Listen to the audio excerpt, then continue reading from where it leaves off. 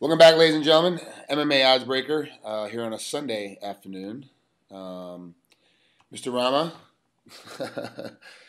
last time we spoke, you're getting ready to fight Mike Hackert in MFC 36 back in February. It was kind of a toss-up matchup on paper. Like it looked like it was gonna be a toss-up matchup, and then you ended up breaking his face about 2:30 in the first round.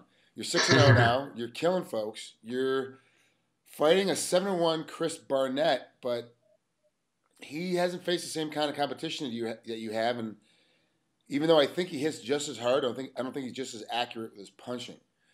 Break down Chris Barnett for me. How you see him when you watch tapes?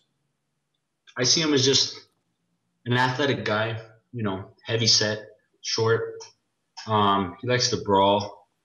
He's fast, and that's pretty much all we see. He has really good kicks, and he's not much of a forward opponent. He kind of likes to wait for guys to come into him, and then he tries to exchange with them. He tries to brawl around. But other than that, that's all I see with him. He's so much shorter than you. Is that gonna be a problem trying to make, because all your punches now, no matter what, have to all go down on top of him to be able to do anything? Is that gonna be a difficult task? Fighting somebody that's this short. Well, that's what we were training with Hacker, right? Is we were training to come from the outside in and punch downwards with that jab. Okay. So it shouldn't be a problem. I have good coaches, and just gonna go out there and do the same thing I've always done, and that's what we've worked on and planned out for the fight, and it should be fine. You're 6 foot, weighing about 253. He's 5'9", weighing about 265. So he's very fire pluggish, like very small, very short but very round, kind of all the way around. Who did you bring into your training camp to help you kind of mimic Chris's style and Chris's?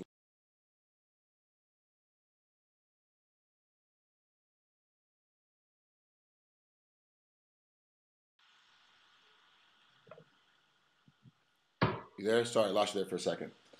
Did you bring anybody in specifically to mimic Chris's style?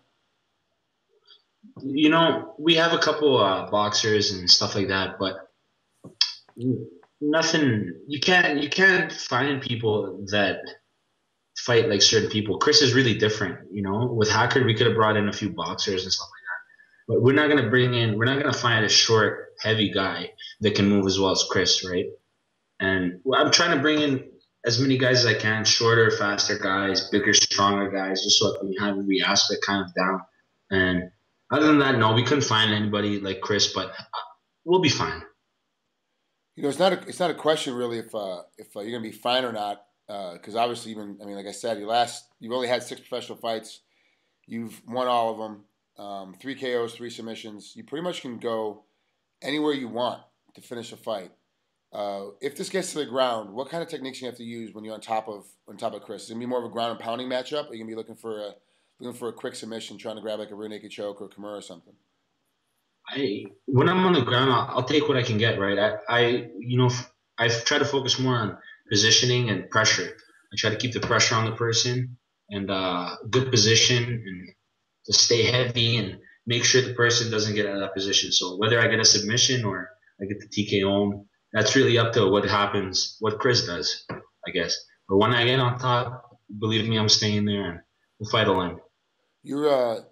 Of your 6 fights, 3 of them have been in the MFC. This is now your 7th fight. This will be your 4th fight in MFC. Is MFC going to be your long-term home for Canada? Hopefully, depends on the offers I get and the future, right? We don't know what it holds, but for now, the only thing I'm thinking about is Chris Barnett and the MFC title. And I'm not planning ahead, Hopefully the UFC calls, but for now, MFC is my home, and if they give me a good offer, I'd love to stay there. Like I say in every interview, Mark treats me really well. Yeah. He runs a great promotion, and the competition's tough. Every fight, it gets harder and harder.